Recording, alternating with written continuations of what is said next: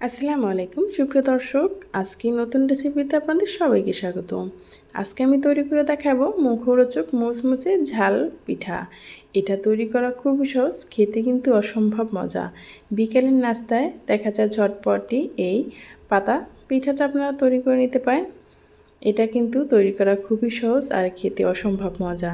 তা চলুন এটা আমি কিভাবে তৈরি করেছি সেটা আপনারা দেখে নিন। প্রথমে আমি এখানে অল্প একটু পরিমাণ দিয়ে দিলাম তেল, সাথে দিয়ে দিচ্ছি পেঁয়াজ কুচি আর মরিচ কুচি, দিয়ে দিচ্ছি হলুদের গুঁড়ো, দিয়ে দিচ্ছি স্বাদ মতো লবণ।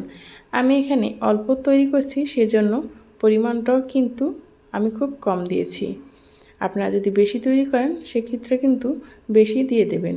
আমি এখানে 1 কাপ পরিমাণ চালের গুঁড়া ব্যবহার করেছি।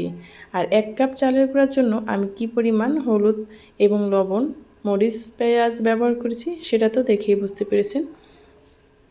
এখন এটাকে খুব ভালোভাবে আমি এটাকে নেড়েচেড়ে মিশিয়ে নেব।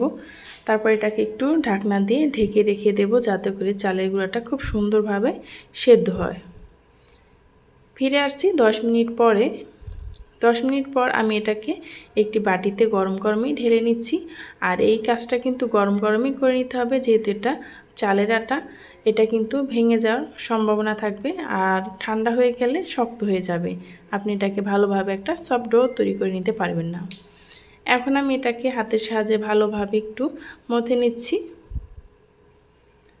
তারপর আমি এটা থেকে ছোট ছোট লিচি কেটে নেব। আর এই পর্যায়ে এসে আমি এখানে দিয়ে দিচ্ছি ধনেপাতা কুচি। আমি কিন্তু ধনিয়া পাতাটা যখন আটা সেদ্ধ করেছি তখন দিইনি, কারণ এখন দিলে খুব সুন্দর একটা ধনিয়া পাতার ফ্লেভার অ্যাড হবে। এই তো আমি এখান থেকে ছোট ছোট লিচি কেটে নিচ্ছি আর ছোট ছোট করে রুটি তৈরি করে নেব। আর রুটিটা আঁকা বাঁকা যেরকমই হোক না কেন কোনো সমস্যা নেই, আপনি যেরকম পারেন সেরকম করে এই রুটিটাকে বেলে নিতে পারেন। এখন আমি একটু ময়দা দিয়ে এটাকে একটা রুটি তৈরি করে নেব। আর খুব সহজে কিন্তু এটা তৈরি হয়ে যাবে যদি সফট হয় আপনার ডোটা, তাহলে কিন্তু রুটিটা বেলতে কোনো সমস্যা হবে না। এখন একটা বাটি দিয়ে আমি এভাবে করে কেটে নিচ্ছি। দেখতে পাচ্ছেন সাইড থেকে সবগুলো বাদ গেছে। এখন রুটিটা কিন্তু অনেকটা গোল হয়ে গেছে।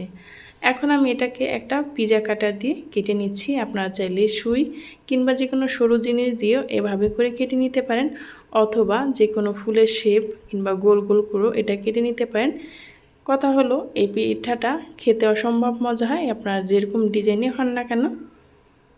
এই তো এভাবে করে আমি সবগুলো কিন্তু কেটে নিলাম আর রুটি একটা একটা করে বেলে বেলে দেখতে পাচ্ছেন খুব সহজে আমার ঝাল পাতা পিঠাটা তৈরি হয়ে গেছে। এখন আমি এটাকে ভেজে নেব। আর এই পিঠাটা কিন্তু একদম মোটাও না আর একদম পাতলাও না। এখন কড়াইতে আমি দিয়ে দিচ্ছি পর্যাপ্ত পরিমাণ তেল, আর তেল দিয়ে এটাকে ভেজে নেব। এটাকে মিডিয়াম আঁচে রেখে ভেজে নিতে হবে মুচমুচে করে। এই পর্যায়ে এসে যারা এখনও লাইক দেননি প্লিজ একটি লাইক দিয়ে ভিডিওটা কন্টিনিউ করবেন। আমার ভিডিওর কোনো অংশ যদি আপনাদের কাছে ভালো লেগে যায় তাহলে চ্যানেলটি সাবস্ক্রাইব করে পাশে থাকা বেল আইকনটা ক্লিক করে রাখবেন, যাতে করে এরকম সহজ এবং নতুন রেসিপি আপলোড করা মাত্রই আপনার কাছে নোটিফিকেশন পৌঁছে যায়, আপনি দেখে নিতে পারেন।